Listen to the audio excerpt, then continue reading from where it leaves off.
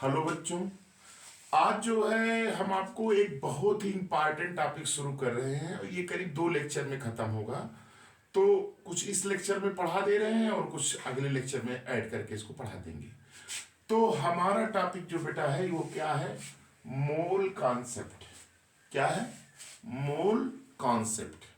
तो ध्यान से सुनिएगा कि मोल कॉन्सेप्ट बेटा इस पे केवल न्यूमेरिकल्स आता है। क्या आता है? केवल न्यूमेरिकल्स आता है। अब मोल कॉन्सेप्ट में ये याद रखिएगा, मैंने एक नंबर लिखा हुआ है यहाँ पे, यहाँ ये होता है ना, इसको हम बोलते हैं अवोगाड्रो नंबर। क्या बोलते हैं? अवोगाड्रो नंबर बोलते हैं। और मोल मोल जो होता है, mole represents a definite number of identical particles. ये दिमाग में बैठा रहिए, डिफिनिट नंबर हमेशा जहां मोल की बात होगी तो ये नंबर 6.02 इंटू 10⁻23 जिसको अवोगाड्रो नंबर्स बोलते हैं। अब बेटा देखिए क्वेश्चन इस पे आना है। अब यहां ये चीज मैं आपको बता, जैसे अगर कोई कहे 1 मोल एटम में कितने एटम होंगे बेटा, तो आपका क्या हो जाएगा, यही एटम होंगे 6.02 इंटू 10⁻23 एटम्स होंगे। अगर कोई कहे 1 मोल इलेक्ट्रॉन में कितने इलेक्ट्रॉन होंगे बेटा, 6.02 इंटू 10⁻23 इलेक्ट्रॉन। अगर कोई बेटा कहे 1 मोल प्रोटॉन में कितने प्रोटॉन होंगे, 6.02 इंटू 10⁻23 प्रोटॉन। कोई कहे 1 मोल न्यूट्रॉन में कितने न्यूट्रॉन होंगे, 6.02 इंटू 10⁻23 न्यूट्रॉन। तो इसका मतलब ये मोल जो रिप्रेजेंट करता है different number of identical particles, ये है। लेकिन बेटा याद रखिएगा, इस पे जो क्वेश्चंस आएगा इससे तो क्वेश्चन लगेगा नहीं। तो अब इसको हम 2-3 हेडिंग के अंतर्गत पढ़ाएंगे। ये आपका मोल कॉन्सेप्ट। तो ये पहला जो हम हेडिंग बताने जा रहे हैं वो है आपका फॉर ए कंपाउंड। ये नोट कर लीजिएगा, अवोगाड्रो नंबर याद ही रहेगा, ये कहीं भी एक मोल की बात की तो ये नंबर पाया जाता है। तो बेटा देखिए ध्यान से सुनिए, हम आपको बता रहे हैं। पहले कॉन्सेप्ट पढ़िए, कॉन्सेप्ट से ही आपका क्वेश्चंस लगेगा, क्योंकि क्वेश्चन लगाए वो एग्जाम में आता नहीं बेटा। देखो जैसे फॉर कंपाउंड हम लोग आज स्टडी कर रहे हैं, केवल कंपाउंड का ही स्टडी करते हैं। फॉर, गलत लिख देते हैं भाई, ये ऐसे हो जाता है, इसका थोड़ा सा मोल फॉर कंपाउंड लिख रहे हैं, मोल फॉर कंपाउंड, ऐसे सही रहेगा। यानी कंपाउंड के लिए मेरा टॉप फर्स्ट ये पॉइंट है मेरा कि कंपाउंड के लिए मोल का क्या है। ध्यान सुनिए, देखिए किसी भी कंपाउंड्स पे क्वेश्चंस क्या आता है, अभी मैं क्वेश्चंस भी करके बताऊंगा। आज ये टॉपिक मैं पढ़ा रहा हूं। देखिए कोई भी कंपाउंड का न्यूमेरिकल्स रहेगा मोल से रिलेटेड, तो उसमें दिया रहेगा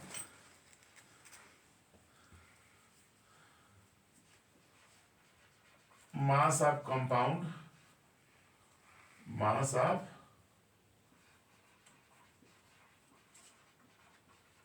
कंपाउंड्स इन ग्राम। याद रखिए कोई भी न्यूमेरिकल रहेगा, mass of compound in gram, compound का मास ग्राम में दिया रहेगा। अब इसको अगर बेटा हमको बदलना है किसमें, नंबर ऑफ मोल्स में, नंबर ऑफ मोल्स में, तो बेटा क्या करेंगे, जो कंपाउंड का ग्राम में मास दिया है उसको डिवाइड करेंगे किससे, divided by molecular mass of compounds, है ना। माने इसको ग्राम में मास को किस में डिवाइड करेंगे, डिवाइड करेंगे मॉलिक्यूलर मास ऑफ कंपाउंड से, तो क्या आ जाएगा, नंबर ऑफ मोल्स। और इस नंबर ऑफ मोल्स को अगर हमको नंबर ऑफ मॉलिक्यूल्स निकालना, नंबर ऑफ मॉलिक्यूल्स,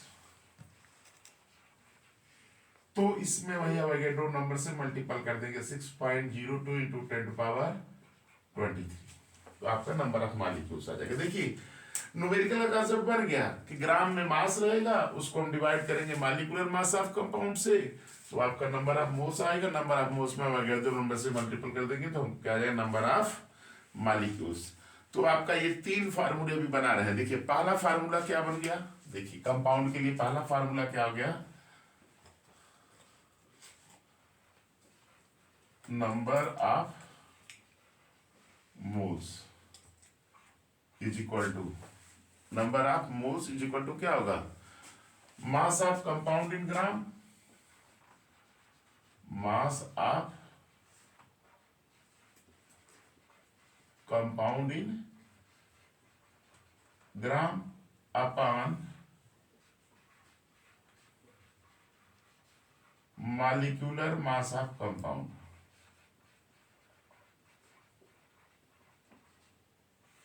है ना, सिंपल में इसको कह सकते हैं कि number of moles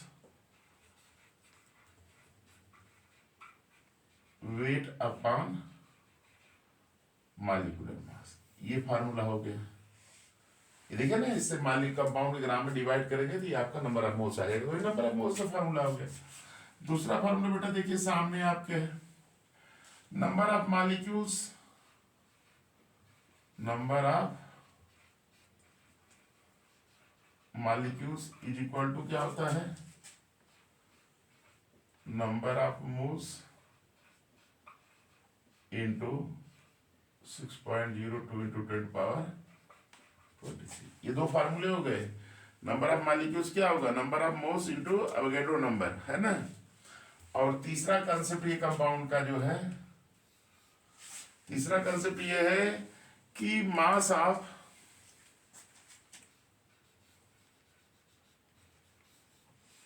6.02 into 10⁻23, mass of 6.02 into 10⁻23 molecules of compounds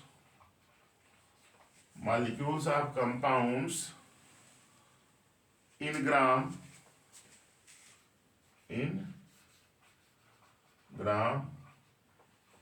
is equal to, in gram is equal to molecular mass,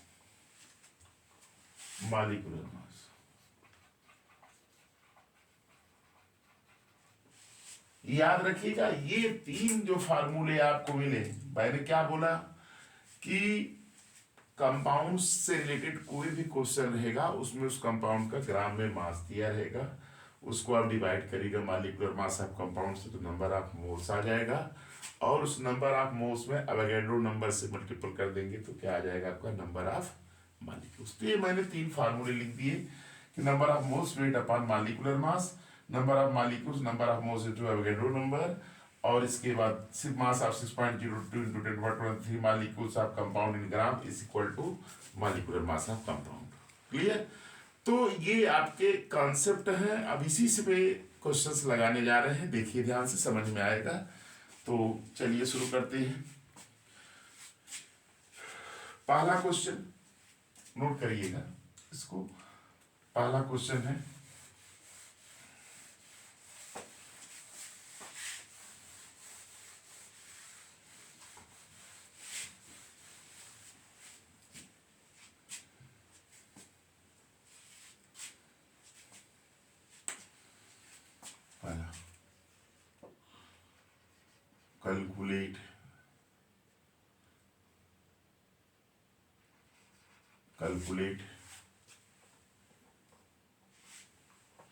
calculate the number of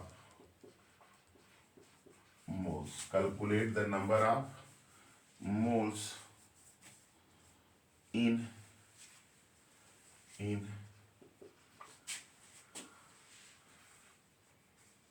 6 gram of urea. ये question आ गया। पहला देखिए नंबर ऑफ मोल्स, तो urea बेटा है, इसका solution देखिए क्या है,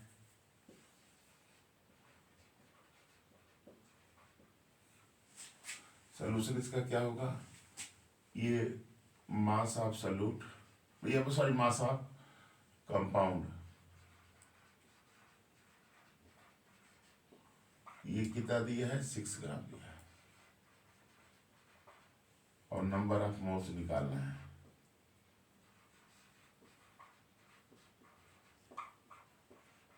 तो बहुत आसान है भाई, ले लें जाएगा एकदम सिंपल वे में। क्या नंबर ऑफ मोल्स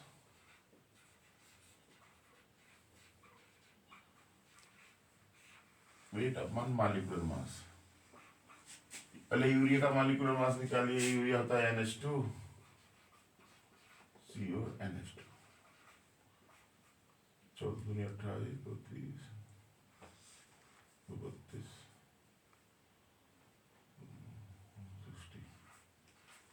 60 होगा। नाइट्रोजन का 14, हाइड्रोजन का 2 हो जाएगा, कार्बन का 12, ऑक्सीजन का 16 हो जाएगा, यहाँ पर नाइट्रोजन का 14, यहाँ 2 है ना। तो 16 16 32, 16 43 48 और 48 48 16, ये 16 हो गया, ये 16 हो गया 32, 16 43 50 10 60 हो गया, है ना। तो वेट कितना है 6 ग्राम अपन मॉलिक्यूलर मास कितना है 60, तो डिवाइड करेंगे, इससे कैंसिल हो जाएगा, और 10 हो जाएगा, 0.1 मोल आ जाएगा, है कि नहीं भाई, कट जाएगा। तो ये नंबर ऑफ मोल्स आ गया, है ना। तो ये सिंपल क्वेश्चन से था। अब जैसे कह दिया जाए दूसरा क्वेश्चन बता रहे हैं,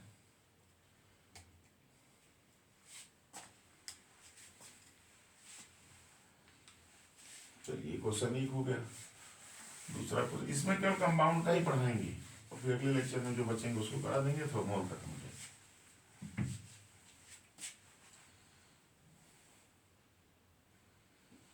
क्वेश्चन 2,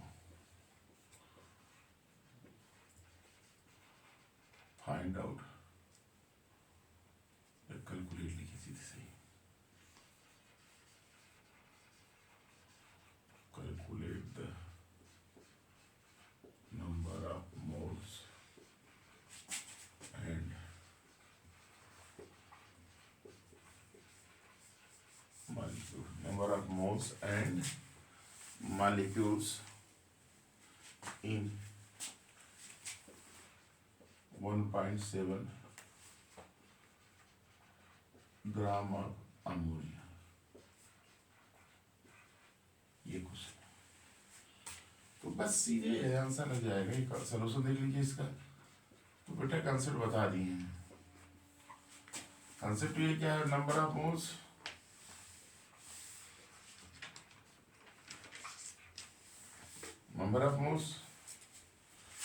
वेट अपॉन मॉलिक्यूलर मास, है ना। वेट तो दिया 7.7 ग्राम,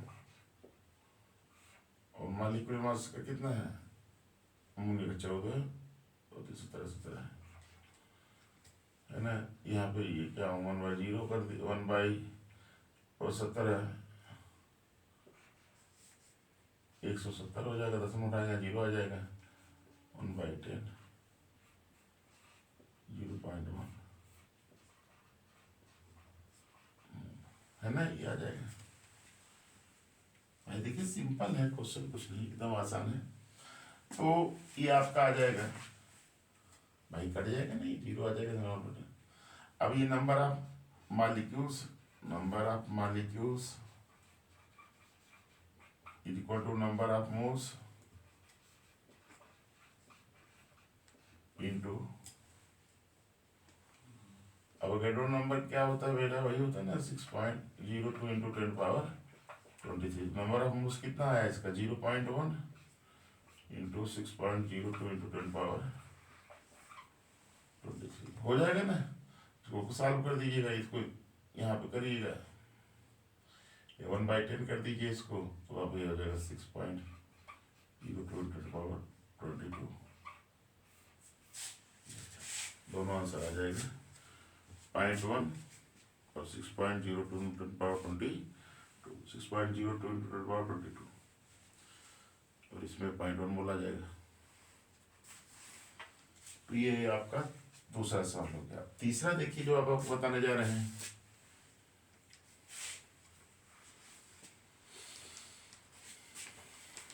तीसरा, और यही तीसरा जो कंपाउंड का है न्यूमेरिकल, यही इस स्ट्रक्चर में बस इतना आ जाएगा। जैसे question, how many oxygen atoms present in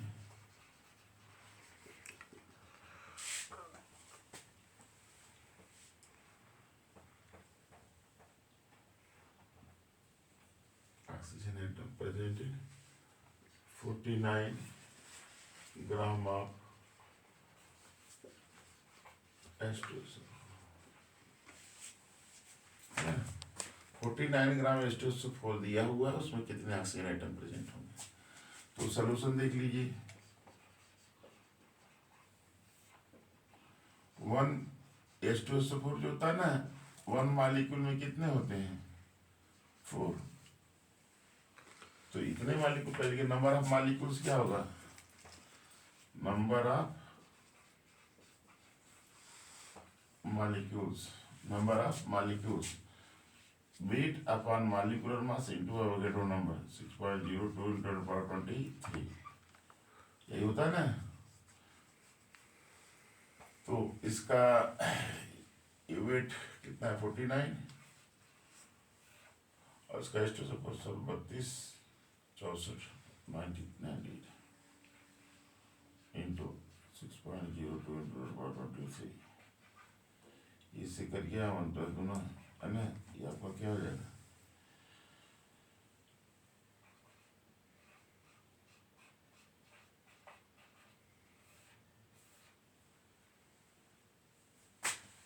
ये आ जाएगा, क्या आ जाएगा ये भाई, 1/2 से करेंगे तो 2 3 जा 2 1 जा 2 2 0 2 3 जा 6, ये आ जाएगा। सही है। अब देखिए पूछा क्या है कि कितने ऑक्सीजन एटम, 1 मॉलिक्यूल में कितने हैं, 1 मॉलिक्यूल में कितने ऑक्सीजन एटम हैं,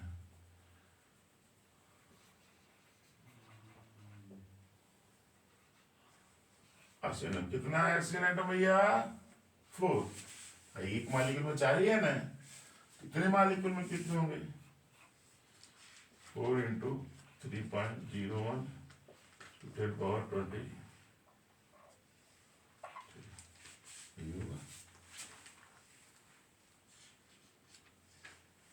यही होगा, यही आपके ऑक्सीजन आइटम हो जाएगा।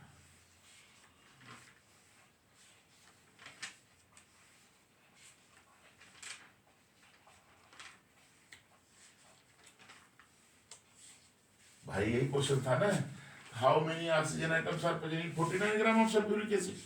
तो 49 ग्राम सल्फ्यूरिक एसिड पर नंबर ऑफ मॉलिक्यूल्स निकाल दीजिए। एक मॉलिक्यूल में कितने ऑक्सीजन है, 4। तो इतने मॉलिक्यूल में 4 से मल्टीप्लाई कर दीजिएगा। तो ये आपका कंपाउंड का जो था, ऐसे ही क्वेश्चंस में आते हैं। और शेष क्वेश्चन जो है हम आपको अगले लेक्चर में भी कुछ कराएंगे इस पे, कंपाउंड पे। फिर अगला टॉपिक ही मोल का जो बचा हुआ है वो कंप्लीट कर देंगे। तो आप लोग मेरे लेक्चर को देखिए, लाइक करिए और सब्सक्राइब करिए, अपने फ्रेंड का शेयर करिए। थैंक्स।